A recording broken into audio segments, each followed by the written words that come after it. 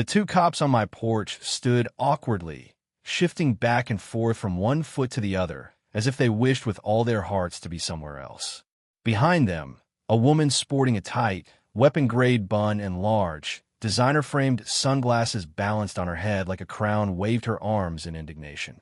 "I want him arrested for trespassing," she yelped, pointing a manicured index finger at me. "He was harassing my visitors on shared property." I kept my voice steady and produced the folder that had been waiting for this moment. "Officer, I believe you'll be interested in these," I said calmly, handing them my guest list, security camera prints, and certified copies of my property deed. The younger officer riffled through the documents, as his companion observed the woman's drama with openly fake weariness. After a moment, he gazed from her to me and then back at her. "Ma'am," he said slowly, as if explaining something to a recalcitrant child, "these individuals are not your guests. They're trespassing on private property." Her face was worth watching, mouth opening and closing like a caught fish. That was when HOA President Brenda Garrison knew she'd crossed the wrong neighbor. To see how he arrived at this point, let's go back 6 months. I had just purchased what I believed to be my dream house in Sunset Ridge, complete with a private dock on Crystal Lake and an enormous yard abutting the community park. My realtor went out of her way to identify where my property stopped and the HOA started. What she didn't prepare me for was Brenda Garrison, the neighborhood's self-proclaimed queen. 5'2", peroxide blonde, clad in outfits that never changed past high school. Brenda dominated the HOA like a monarch, her smile plastic, her threats authentic. My initial meeting was 2 weeks into residency. I was unpacking boxes when she walked up my driveway, clipboard clutched in her hand. "Must be the new neighbor," she trilled without even a greeting. "I'm Brenda Garrison, HOA president. I have to tell you some things."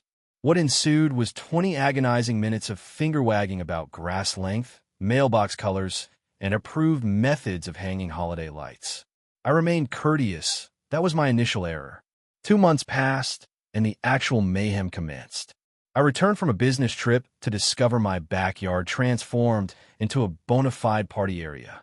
30 strangers occupied my deck chairs, commandeering my grill as music pulsed through a speaker. Beer cans spilled across my lawn. String lights dangled between my trees.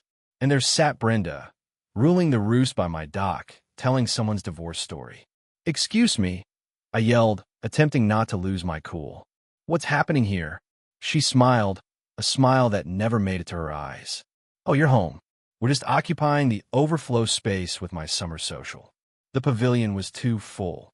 "This is not overflow," I told her. "This is private property." Her laugh moved across my nerves like sandpaper. "Don't be silly. We've always occupied this space. The previous owner never objected." "Well, I do," I said coolly. "Everyone has to go. Now." The situation spun out of control. A few flustered guests picked up their belongings, but others, urged on by Brenda, asserted they had every right to be present. One inebriated male named Dale slurred. "Brenda said this dock's HOA property.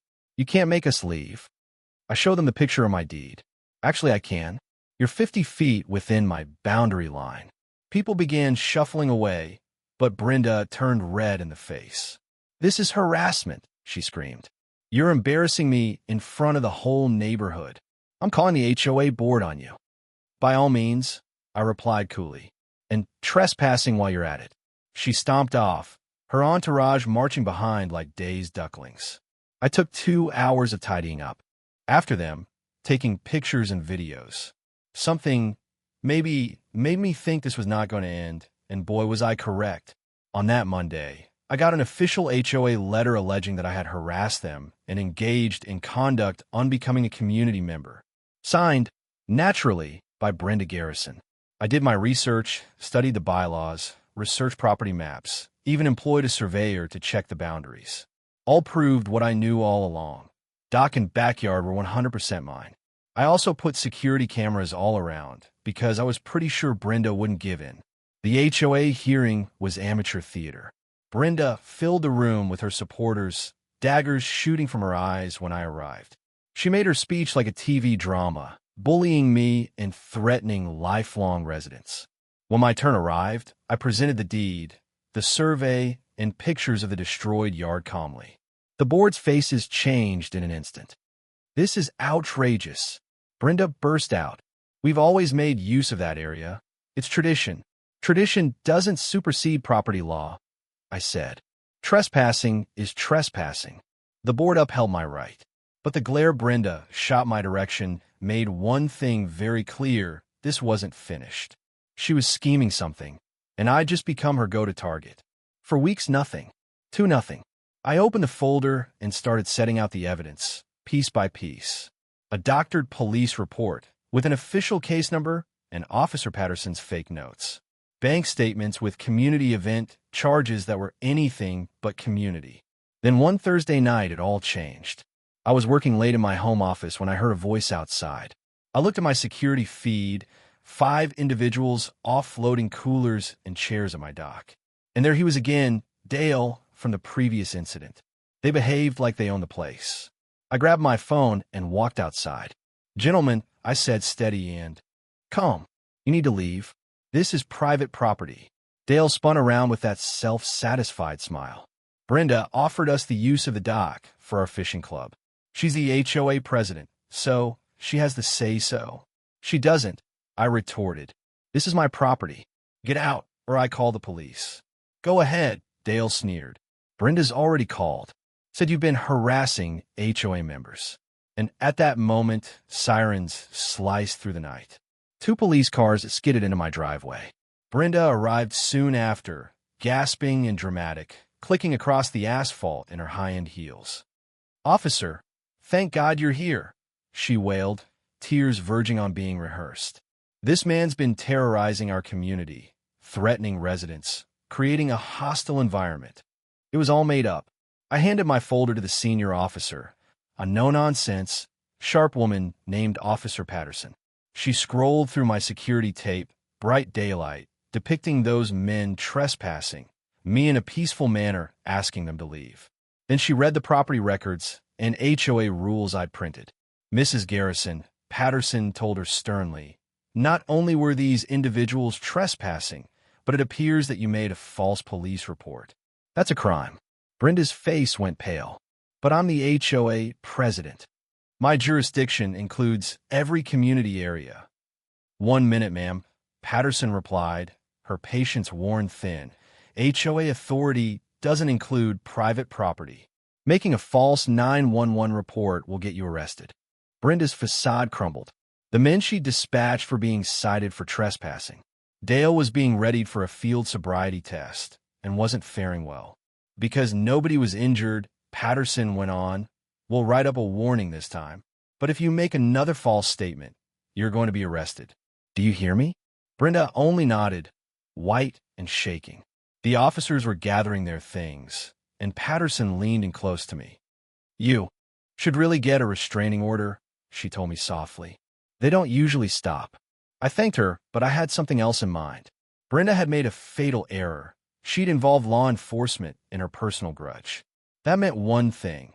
There was now a paper trail, and I was going to use it. The next week, I collected everything: trespassing reports, the phony police complaint, proof of HOA fund abuse. It turned out Brenda had been charging the HOA for her own personal parties, food, booze, decorations, everything. I amassed receipts, invoices, even witness testimony. Each one wrote the same story: corruption, arrogance, abuse of power. So I started digging a category of archived HOA meeting minutes. Buried within were cryptic notes, questionable reimbursements, and event approvals that didn't quite compute. Everything assembled, I prepared a formal grievance to the HOA board and a complete packet for the county record department. But I wasn't finished. I spoke with my neighbors, and what I learned was worse than I could have conceived. Tom, 2 blocks away, related that Brenda once issued him a $500 fine for having grass a 1/4 inch higher than the neighbors. Sarah, a single mother with ailing mother, reported Brenda attempting to make her dismantle a wheelchair ramp because it wasn't aesthetically approved. Even after presenting medical records, story after story came pouring in. Each homeowner had a Brenda story. She'd governed by intimidation, issuing fines, threatening, manipulating rules to her advantage. But now the balance was shifting. People weren't afraid anymore. They were furious, and they were willing to fight back. I sat down with my lawyer acquaintance who worked in HOA law. After scanning my documentation, trespassing, false reports, financial fraud, he nodded. "This is more than sufficient," he said. "The false police report alone breaks HOA bylaws. She can be removed immediately." We planned our move, the next HOA meeting. I quietly spread the word. Every neighbor who'd suffered under Brenda's rule was ready. When the night came, the community center was packed. Standing room only, the biggest turnout in years. Brenda strutted in late, as usual, expecting her routine control session. The moment she saw the crowd, her smile faltered. "Ah," she spat, forced smile pasted across her face. "What an excellent turnout. I guess everyone's looking forward to learning about the new landscape standards I'm putting forward." I got up, clutching a fat folder. "Actually," I announced calmly, "we have something more pressing to discuss. The behavior of our HOA president." The room fell absolutely silent. Brenda caught mid-smile. "Excuse me," she barked. "That's not on the agenda." I flipped over my notes. Under Article 7, Section 3 of our HOA bylaws, any member has the right to put up a motion for board consideration if it pertains to possible misconduct on the part of board officials. Brenda's eyes narrowed. "And what misconduct are you accusing?" That was my signal.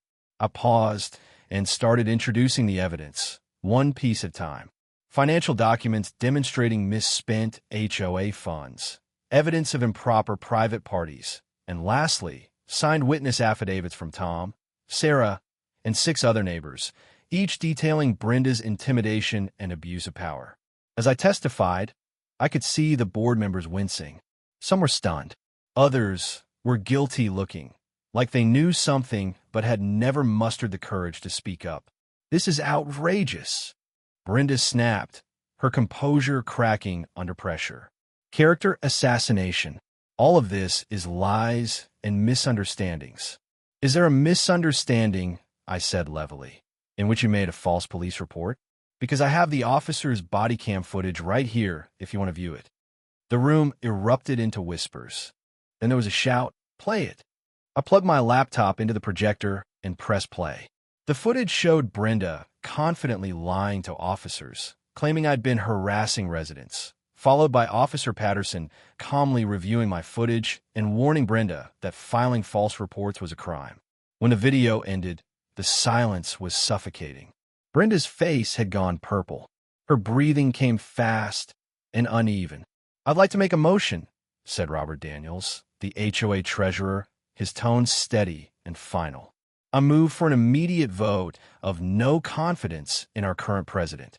"Seconded," several voices shouted from the crowd.